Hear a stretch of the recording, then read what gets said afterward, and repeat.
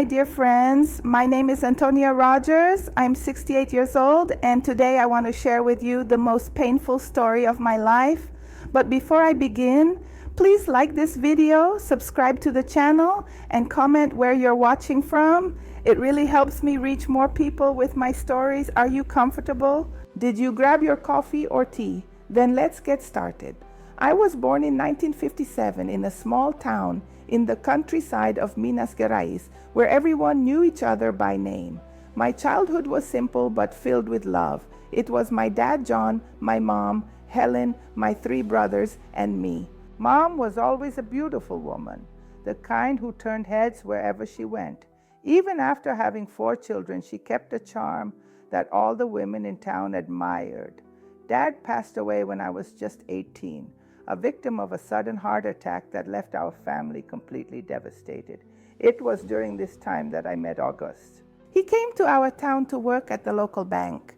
A handsome 23-year-old, well-mannered, with that charming city vibe that captivated any country girl. I remember clearly the day he walked into the fabric store where I worked. He said he needed to buy a gift for his mother. We talked for nearly an hour, and before leaving he invited me to have ice cream on Sunday after Mass. It was a whirlwind romance. Within 6 months we were engaged, and after a year we were married. Mom seemed so happy about my marriage that she got involved in every little detail. Now I understand there might have been other reasons for her enthusiasm. In the early years we were very happy. We built our house with a lot of sacrifice, brick by brick. August advanced at the bank and became the manager. We had 2 wonderful children, Claude and Marina. Mom, a young widow, was always very present in our home. "You're so lucky to have such a helpful mother," my friends would say. I believed that with all my heart. At first, there were small signs I chose to overlook. August started working late at the bank several evenings a week. When he came home, he would shower before even greeting me. Mom began coming over, always looking very polished, wearing new perfumes she said she got from a friend in the city. At family gatherings, I noticed glances that lingered longer than they should, seemingly innocent touches that unsettled me, though I couldn't explain why. We celebrated 25 years of marriage with a big party. It was that day that my world began to fall apart, although I wouldn't realize it until 5 years later. I have a photo from that day. Me in the middle, August to my right, Mom to my left, all 3 of us smiling. Now when I look at their eyes, I see a shared secret that completely excluded me. By our 30th wedding anniversary, I was 53, August was 58, and Mom was 75 years old. Despite her age, she still held on to that impressive vanity.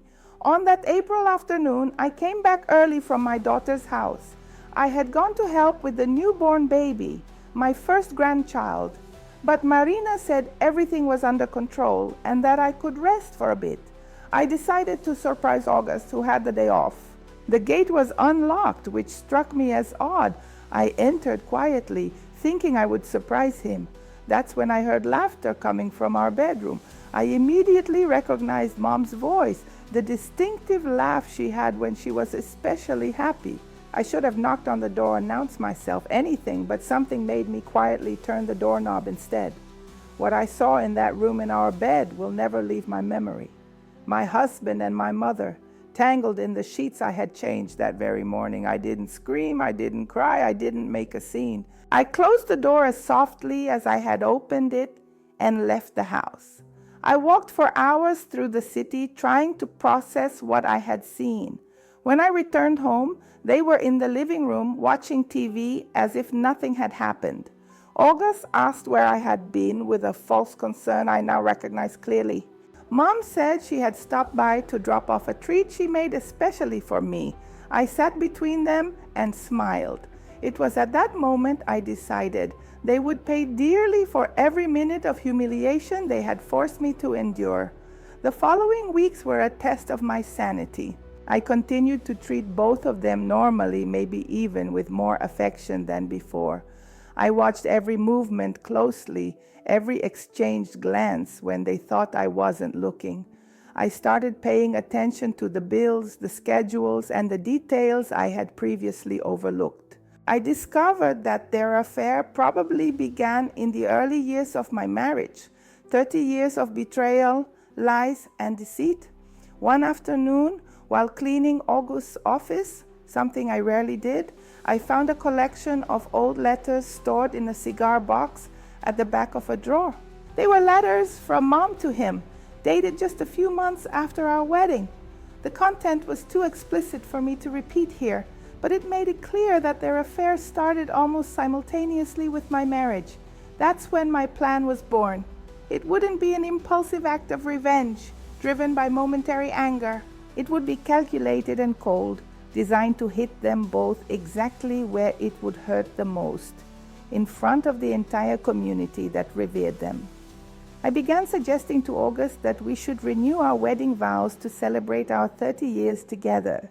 He hesitated at first, but I insisted so much that he eventually agreed. Mom, of course, immediately offered to help with all the preparations. It will be the most beautiful party this town has ever seen, she promised, oblivious to the fact that she was helping to prepare her own public humiliation. For 6 months, I planned every detail of that celebration. I invited everyone in town, friends, family, co-workers, neighbors. No one could miss it. I hired the best catering service, arranged flawless decor, and booked live music. I spent a small fortune, but I knew every penny would be worth it. Meanwhile, I set the wheels in motion for my other plan. I opened a secret bank account and gradually transferred small amounts from our joint funds. Money I had also helped earn over the years, working as a teacher and later as the principal of the municipal school. I discreetly sold some jewelry I had received through the years, including gifts August had given me on our wedding anniversaries, likely out of guilt. I also began casually discussing with August the importance of securing our future. I suggested we could expand the small farm we had inherited from his parents and turn it into a family business. He loved the idea, especially when I mentioned that we could build a smaller house there for when we retire. Just for the two of us, I said, holding his hands and looking into his deceitful eyes. With the help of my son, who is a lawyer, without revealing my true intentions, of course, I prepared all the necessary documents to transfer the property solely into my name.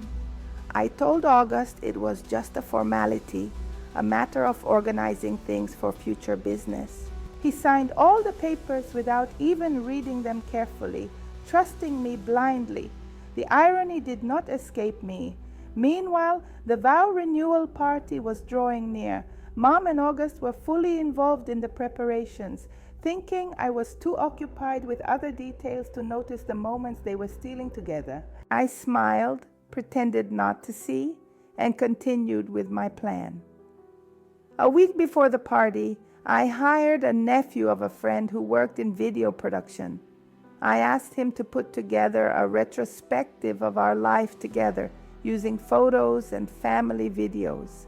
I want to surprise my husband with memories of our 30 years of marriage, I explained. I handed him a carefully selected collection of joyful photos and videos, moments that seemed to portray a perfect marriage. What no one knew was that I had a second set of footage. Over the past few months, I had discreetly installed small cameras around the house, especially in places where I knew they would meet when they thought I was away.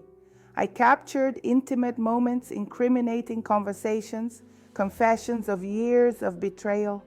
Everything was documented, ready to be revealed at the right moment. As the big day approached, I felt a strange calm. It was no longer anger that drove me, but a sense of justice. They had stolen 30 years of my life, built a relationship behind my back, and mocked my trust.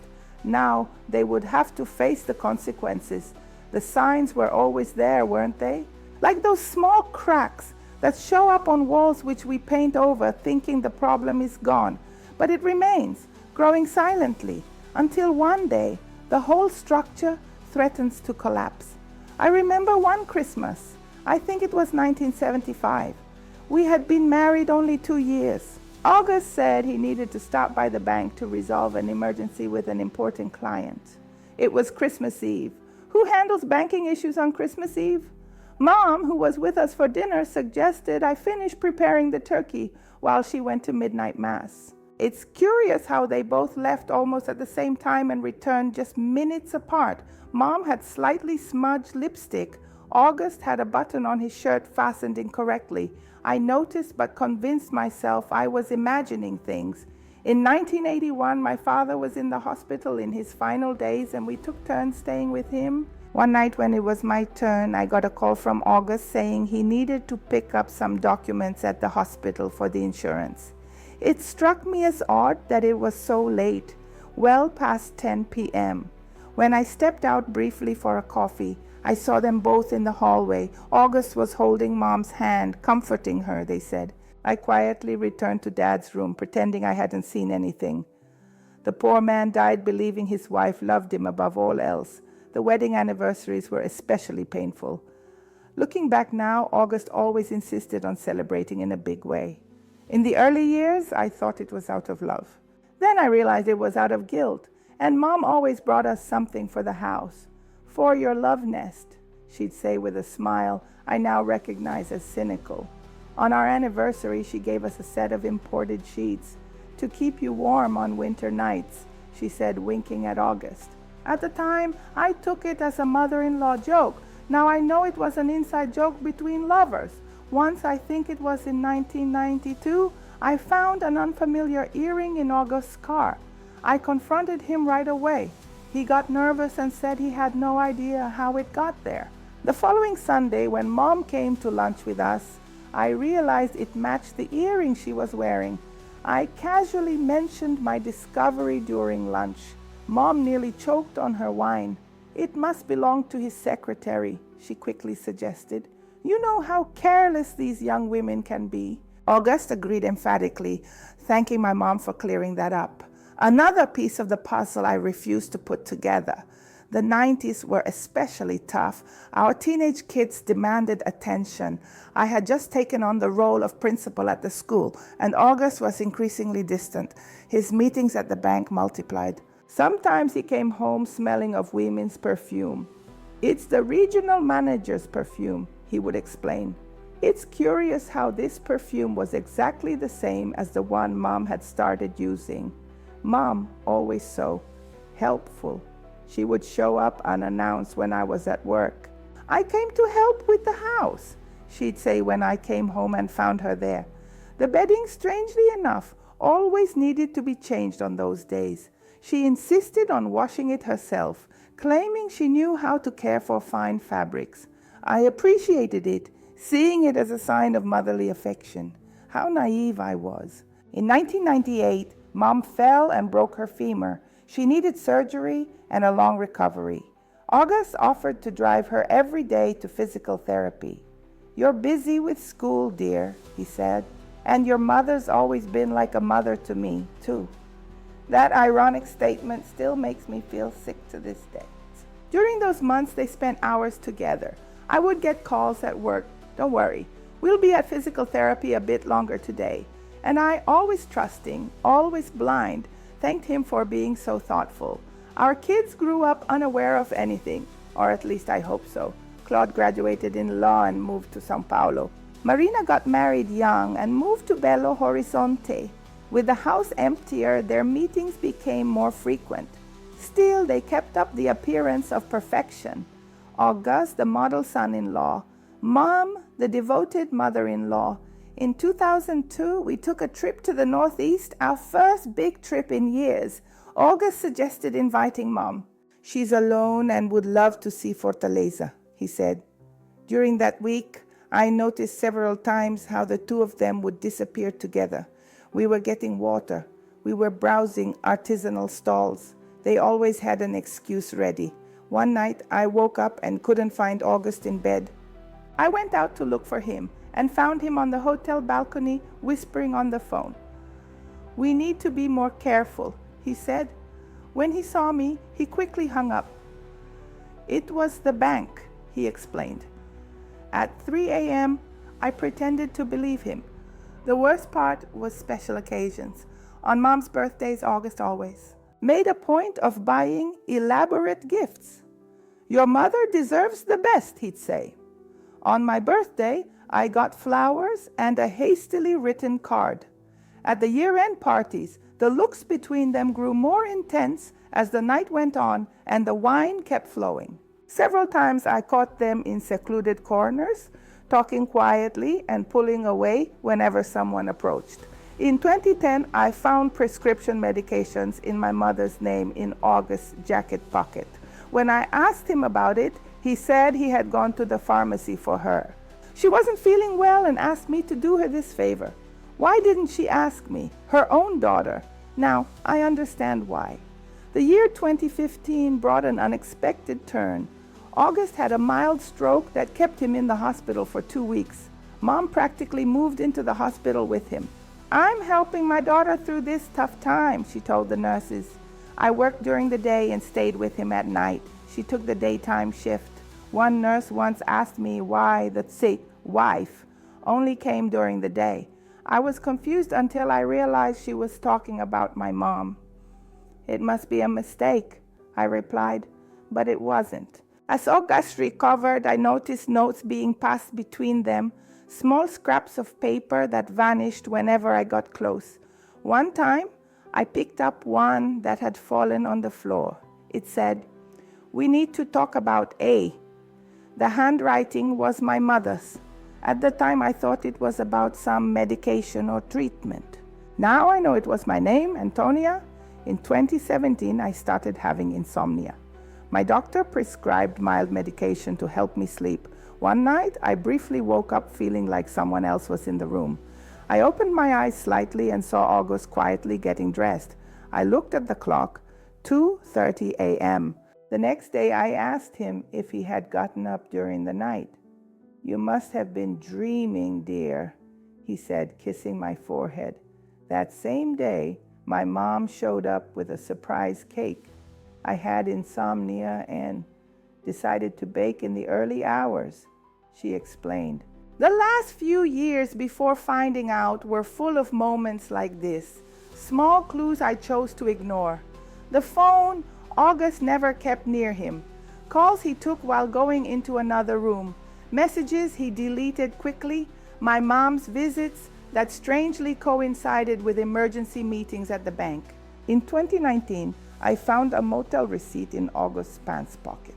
When I confronted him, he came up with an elaborate story about a friend who was having an affair and asked him to book the room. Did I believe it? No. I accepted the explanation because the truth was too painful to face. In early 2020, just before the pandemic, my mom started having health issues. Not serious, but enough to make August excessively worried. He insisted she temporarily move in with us. That way, we can take better care of her, he argued. During the 6 weeks she stayed with us, I noticed the glances, the accidental touches, the whispers when they thought I wasn't around. It was during the pandemic that things began to become more obvious. With everyone at home, their meetings became more difficult. The tension was palpable. August would get irritated over anything. Mom called several times a day with increasingly unconvincing excuses. "I just wanted to check if you needed anything from the store," she'd say, even though we were doing all our shopping online. At Christmas in 2021, when restrictions had eased, we had a small family gathering. My son Claude came from São Paulo with his girlfriend. During dinner, he casually mentioned that he had seen August's car parked near Grandma's building several times in recent months when he went to drop off groceries for her. "It's great that you're taking care of Mom," he said, looking at me. August nearly choked on his turkey.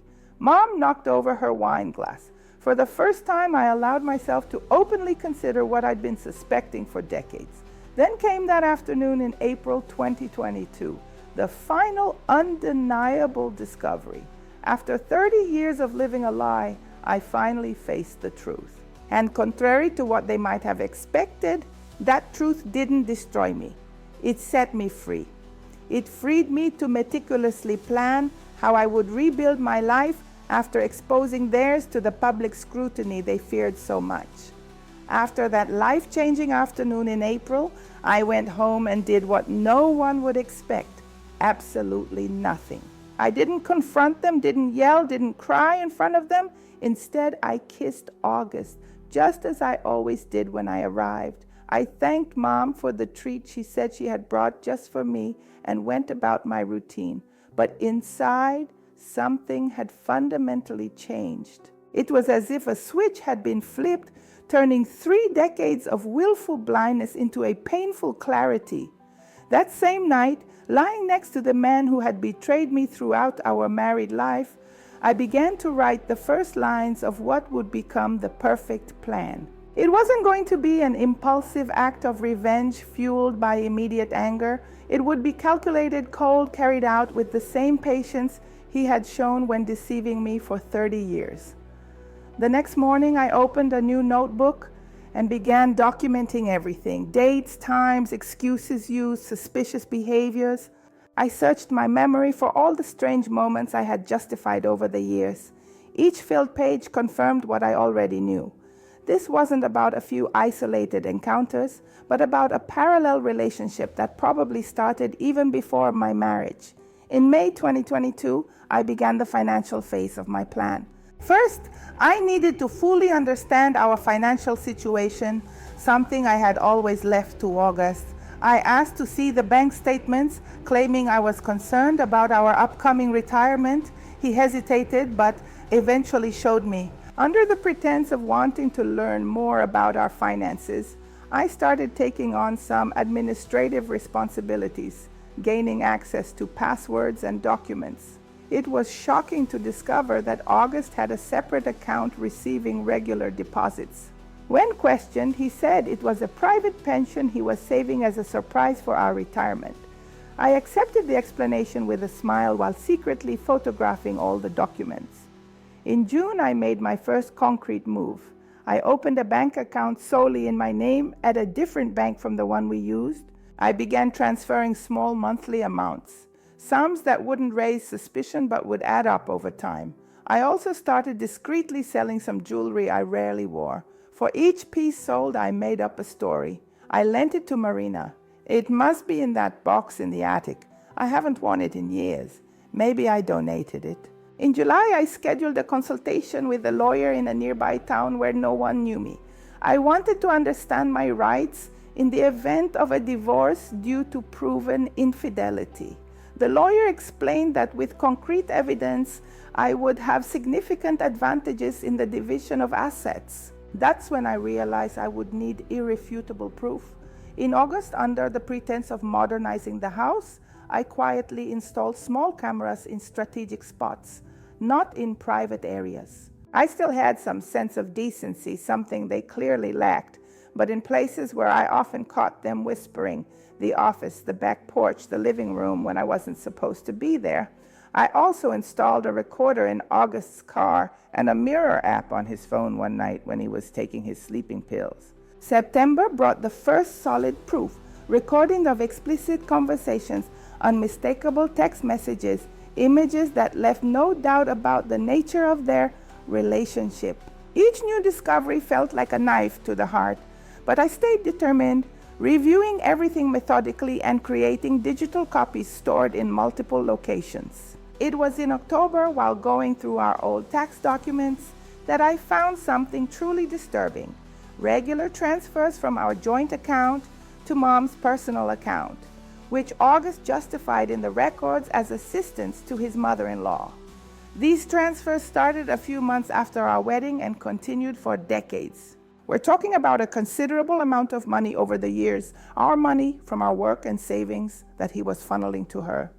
That same month, the perfect opportunity came up. During a dinner with friends, someone mentioned a couple who had renewed their vows after 50 years of marriage.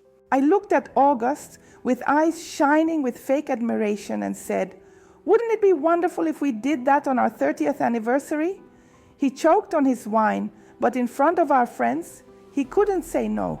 The seed was planted. In November, I formally proposed renewing our vows planned for April 2023, exactly coinciding with our 30th anniversary. I spoke with such enthusiasm and painted such a perfect picture of the celebration that August ultimately gave in. Mom, when she heard, immediately offered to help.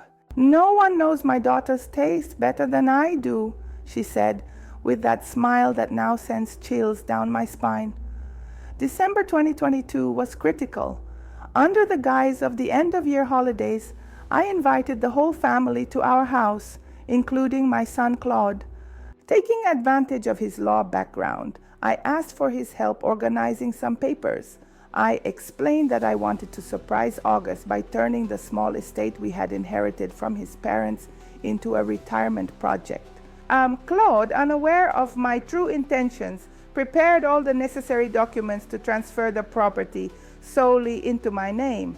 On Christmas Eve, amid smiles and champagne, I presented the documents for August to sign. It was just to kick off the beloved estate project, an early Christmas gift for our retirement. He signed without reading, just as I knew he would. At that moment, the estate, the only asset that was solely in his name, became legally mine. January 2023 was dedicated to planning the party. I hired the best catering service, booked the most elegant hall in the city, and ordered elaborate decorations. August began to express concern about the expenses, but I reassured him. "It's a one-time celebration, darling. 3 decades deserve something special." What he didn't know was that I was secretly covering a large part of the cost with money I had set aside.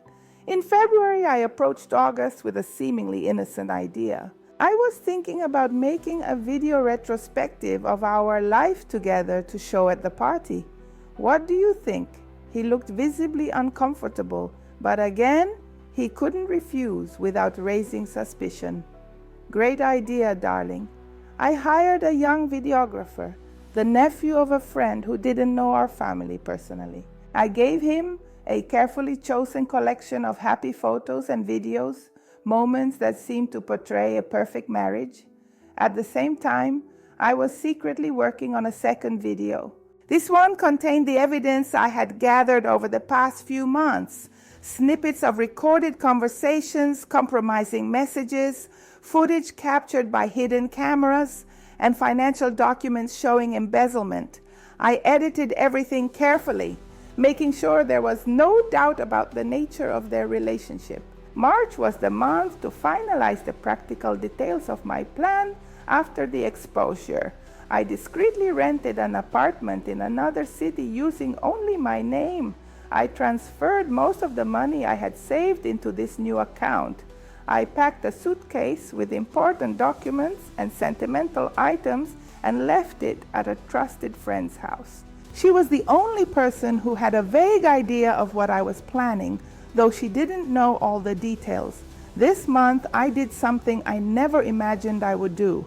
I visited a private investigator, not for an investigation. I already had enough evidence. I went to get advice on how to make sure the evidence I had would hold up legally. Following his guidance, I re-recorded some conversations in specific situations and gathered written statements from people who unknowingly had witnessed suspicious behavior over the years. In the first week of April, just a few weeks before the vow renewal, I took a risky step.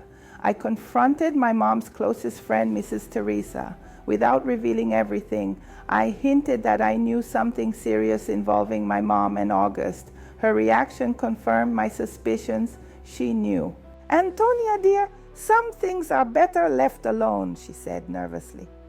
I pressed a little more, and she finally admitted that she had suspected for years, but never had the courage to tell me. Before I left, I made her promise to be present at the vow renewal.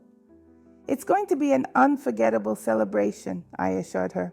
2 weeks before the big day, I had an unexpectedly candid conversation with August.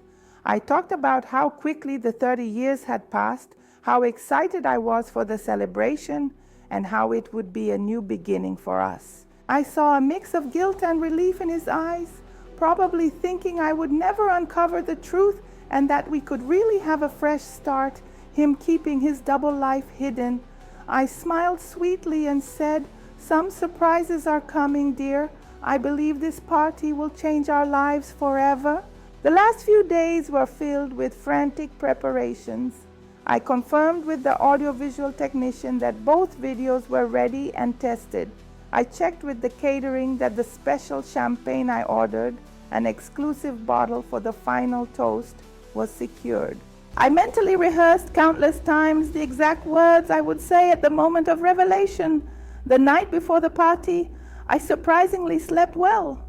The certainty of what I was about to do brought a calm I hadn't felt in months, maybe years. In the morning, I kissed August goodbye as if it were any other day and said, "Today's going to be special, isn't it?" He smiled nervously and replied, "Absolutely, dear, a day to remember."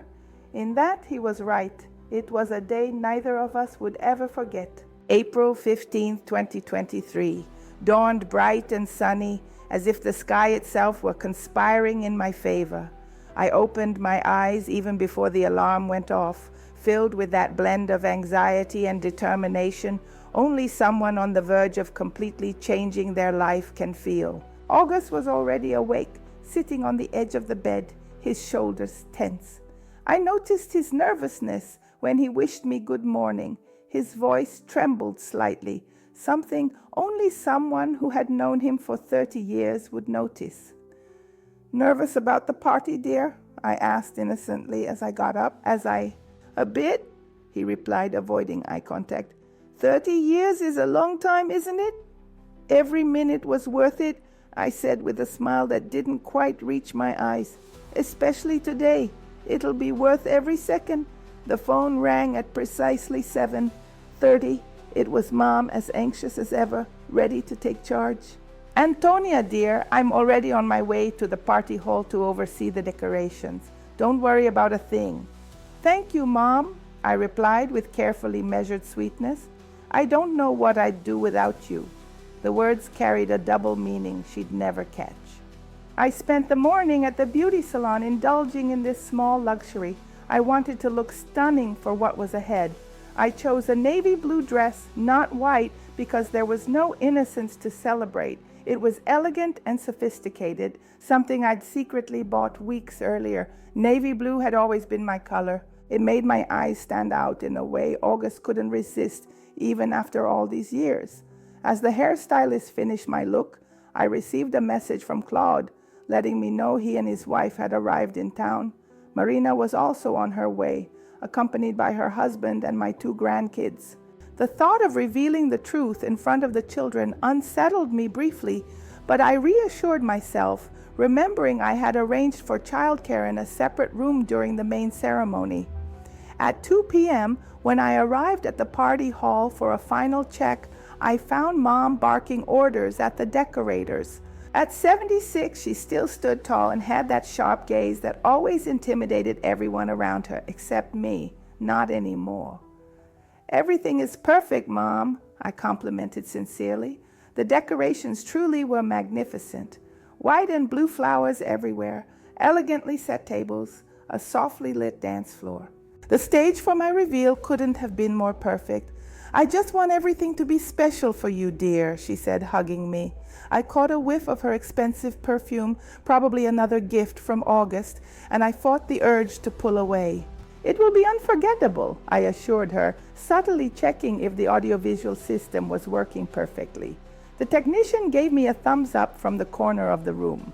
The 2 USB drives were with him, labeled only as Video 1 and Video 2. I went home to get ready and found August finishing up getting dressed. He looked sharp in his new suit, but I noticed sweat stains forming under his arms despite the air conditioning. I helped him with his tie, a gesture I had repeated countless times throughout our marriage. Our eyes met in the mirror. "You look beautiful," he said, turning to hold my hands. "Save the compliments for later," I replied with a mysterious smile. "Tonight, we'll have plenty to say to each other." We arrived at the hall at 6 p.m., an hour before the official start of the ceremony. The first guests were already starting to arrive. Close friends, family, August's work colleagues, and my friends from the school where I taught. We greeted everyone with practiced smiles, receiving congratulations and admiration for our lasting union. At exactly 7, with the hall already full, More than 200 people had confirmed their attendance. The master of ceremonies announced the start of the celebration. August and I walked together to the small altar specially decorated for the occasion. My children, Claude and Marina, sat in the front row, smiling and proud. Mom sat next to them, radiant in her emerald green dress, a color I knew was August's favorite. The officiant, a longtime family friend, began the ceremony with heartfelt words about love, commitment, and fidelity.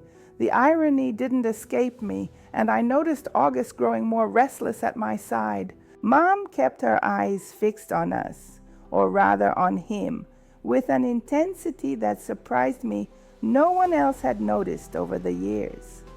After the opening speeches, it was time for the moment I had carefully planned, the presentation of the retrospective video of our life together.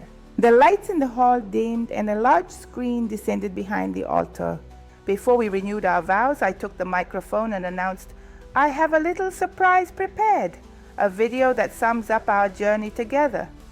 I looked directly at August, whose face turned pale. 30 years create plenty of stories to tell, don't you think, dear? See, the video began just as everyone expected. Photos of our engagement wedding, the birth of our children, joyful birthdays, and Christmas celebrations. The poignant soundtrack drew sighs and smiles from the audience.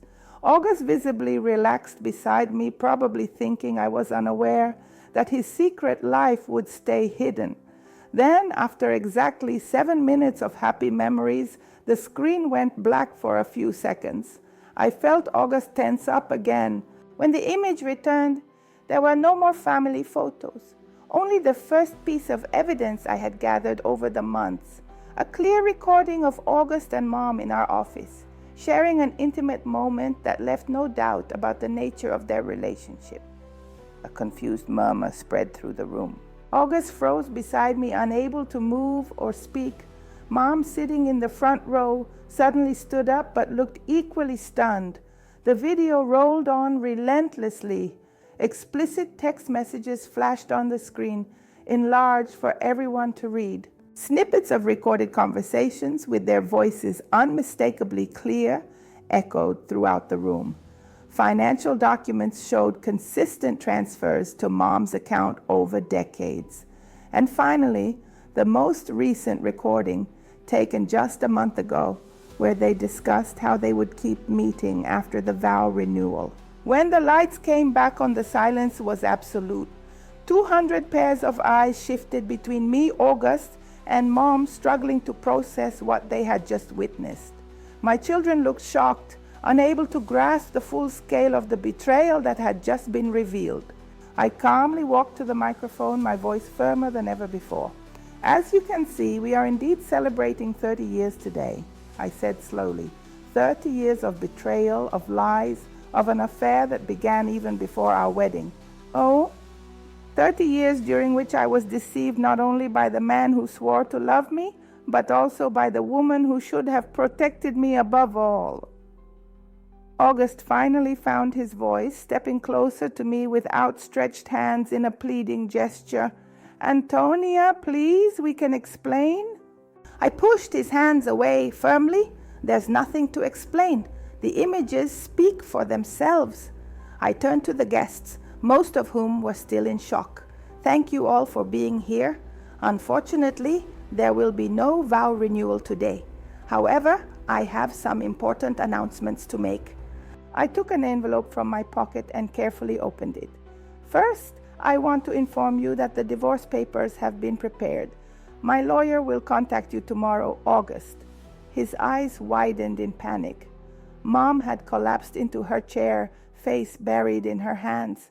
"Second, I'm pleased to announce that the estate we inherited from your parents, August, the one you generously transferred to my name last Christmas, will be transformed into the headquarters of the new Antonia Rodgers Foundation, supporting women in vulnerable situations." A quiet murmur of approval spread through the crowd.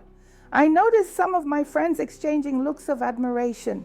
Finally, I want to inform you that all the joint savings I managed to recover, about 60% of what we originally had, have been transferred to a new account, Half of that amount will be divided among our children. I glanced at Claude and Marina, who still looked stunned. The other half will fund my fresh start. I turned directly to August and Mom. As for the two of you, you're free now to be together. No lies, no secret meetings. Also free to explain to everyone, including your grandchildren, the true nature of your relationship. I took off my wedding ring and placed it on the nearest table. The ring's metallic clink echoed in the silence of the room. The party goes on, I declared, catching everyone off guard. The buffet's paid for, the band is booked, the champagne is chilled. Consider this my celebration of freedom. As for me, I have a plane to catch. That's when August finally reacted, rushing toward me. You can't do this. It's our life, our home, our money. I faced him with a calmness that made him hesitate. It was our life, August. You and Mom made your choices for 30 years. Today I did it for myself. I walked toward the exit, stopping only to hug my children and reassure them that we would talk tomorrow. As I crossed the hall, I felt everyone's eyes on me. There was no shame in my steps, only the dignity of someone who had finally taken control of their own story. In the parking lot, the taxi I had called was already waiting. Through the hall's windows, I could see the chaos inside. August was gesturing wildly, trying to explain the unexplainable. Mom sat motionless, seemingly in shock. My children huddled together, comforting each other after the revelation they had just witnessed. I got into the taxi with only a small suitcase. Everything I needed for the next few days was in the apartment I had secretly rented. The driver, unaware of the drama I just left behind, casually asked, "To the airport, ma'am?" "Yes," I replied, feeling the weight of 30 years lift from my shoulders. "To the airport, please." As the car pulled away, I took one last look at the brightly lit hall. 30 years of lies had ended in one night of truth. I didn't feel joy, not exactly, but a deep sense of justice served. For the first time in a long while, the future felt full of possibilities. The taxi dropped me at the airport at 9:45 that unforgettable night. I boarded the 11:30 flight to Florianopolis, a city I'd never been to but had always wanted to visit. I deliberately chose a destination unconnected to my past. During the 2-hour flight, a confusing mix of emotions washed over me: relief, sadness, fear of the unknown, and unexpectedly, a lightness I hadn't felt in decades. I arrived at 12:30 a.m. and checked into a small hotel near the beach that I had booked weeks before using only my first name. I slept deeply that night for the first time in months, without nightmares, without waking in a panic wondering where August was or who he was with. The next morning, the phone rang at 8 o'clock. It was Claude, my son. His voice was choked, caught somewhere between anger and disbelief. "Where are you, Mom? We're all worried." "I'm fine, son. I needed this distance. How's your sister?" "Devastated. We all are." It's hard to process. Why didn't you tell us sooner? And would you have believed us against your father and grandmother? The silence that followed was their answer. We agreed that he and Marina would come to see me the following week once I had settled in. I didn't reveal my exact location. I wasn't ready for August to know where to find me. That same day, I received an email from my lawyer informing me that August had been officially notified about the divorce. Apparently, he was devastated and wanted a chance to explain himself. He instructed the lawyer to keep all communication strictly professional and limited to legal matters. Mom also tried to reach out. Dozens of voicemail messages, each one more desperate than the last. In her final attempt, she even said that it was all August's fault, that he had manipulated her all these years. I deleted them all without responding. Her refusal to take any blame even now only confirmed that I had made the right decision. The first few days in Florianopolis were a time of adjustment. I rented a small furnished apartment with a sea view, using part of the savings I had set aside. It was a modest space, but it was mine. Perhaps the first place I could truly call my own in my entire adult life. A week after I arrived, as planned, Claude and Marina came to visit me. They were calmer but still trying to grasp the full impact of what had happened. Marina brought some old photos she had saved from the house before August could destroy them. "He's selling everything," she told me. "The house, the cars, emptying out accounts. Grandma moved there temporarily, but they barely speak now." "What are people saying?" I asked, trying not to show that I cared about others' opinions. "The whole town can't stop talking about it," Claude replied. "Some defend your father, saying you overreacted to the public exposure, but most are on your side, especially the women." We talked for hours. I cried for the first time since the night of the revelation, not for the lost marriage, but for the lost time, for the years I had devoted to a lie. My children cried with me before they left. Marina held my hands tightly. "You deserve to be happy, Mom, truly." It was the beginning of a slow process of reconnecting with my children. The betrayal wasn't just against me. It was against our entire family. They also needed time to come to terms with the fact that a part of their story had been built on lies. May 2023 brought the first legal battles. August challenged the property transfer, claiming he didn't understand what he was signing. My lawyer presented evidence proving he was fully aware at the time, including photos from the signing. The judge ruled in my favor, and the property stayed in my name. In June, I finalized my plan for the foundation. Using the property as headquarters, I set up a support center for women in vulnerable situations, especially victims of abusive relationships. I hired social workers, psychologists, and lawyers. This wasn't about revenge against August. It was about turning my pain into something positive, finding purpose in suffering. I managed everything remotely, making discreet monthly visits to the city. July 2023 marked the completion of the divorce. August finally accepted the terms, realizing the evidence against him was overwhelming and that any dispute would only drag out his public humiliation. The settlement was more favorable to me than usual, considering the circumstances of our separation. I signed the final papers without a trace of nostalgia, only relief that the chapter was closed. Using part of the money I received from the divorce, I enrolled in an art therapy course. I had always loved painting, but never had the time or encouragement to develop my talent. At 60, I returned to being a student, surrounded by young people who, surprisingly, treated me with respect and curiosity.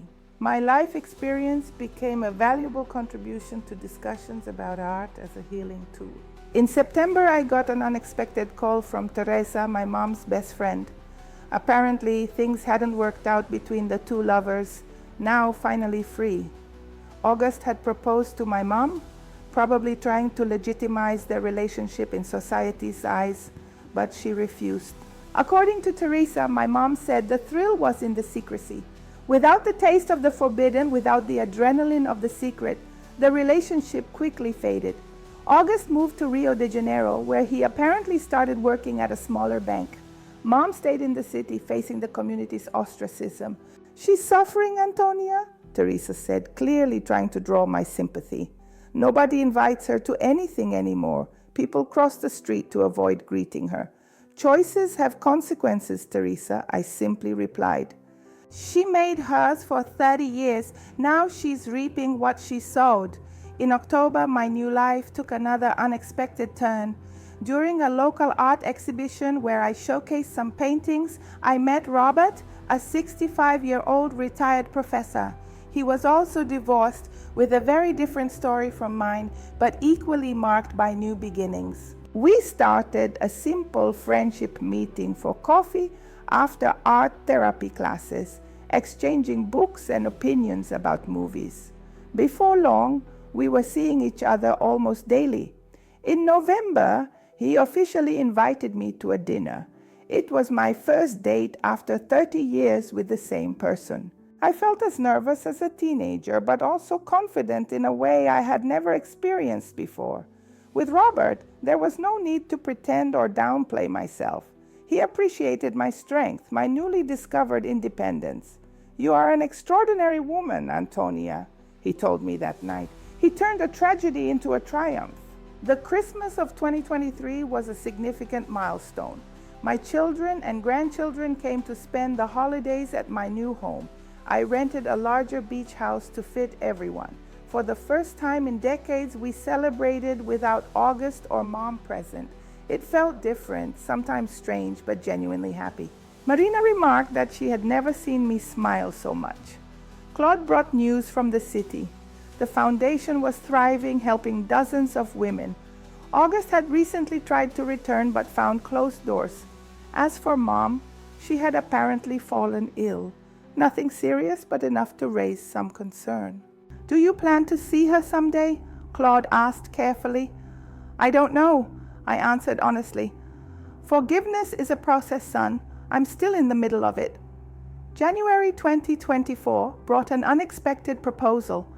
Robert was invited to join a research project in Europe for 6 months and asked me to accompany him.